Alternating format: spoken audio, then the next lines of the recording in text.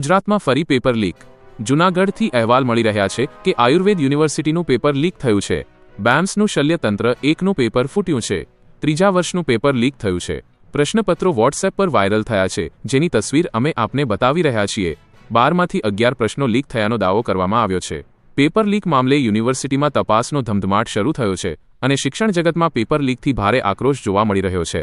મને જે ફેકલ્ટી જાણ કરી બપોર બાદ જાણ કરી હતી અને મારી જવાબદારીના ભાગરૂપે મેં યુનિવર્સિટીના સત્તાધિકારી છે એમના જે સંબંધિત એમને મેં જાણ કરી. જે પ્રશ્નપત્ર હતું એમાં 12 પ્રશ્નો પૈકી 11 પ્રશ્નો છે એ મુદ્દાઓમાંથી પૂછાયેલા છે એવું જણાય છે.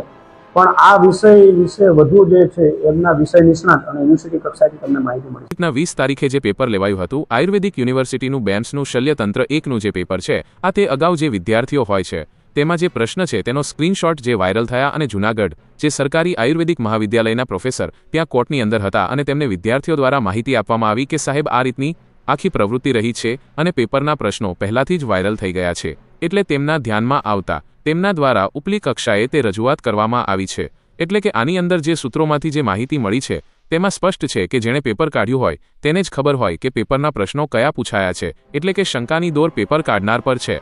એટલે કે હાલ તપાસનો વિષય છે. તપાસ થયા બાદ ખબર પડશે કે આમાં જવાબદાર કોણ છે અને કોણ આમાં દોષી ઠરે છે. હાલ આ બાબતે જામનગર યુનિવર્સિટી છે તેમના દ્વારા તપાસના આદેશ આપવામાં આવ્યા છે.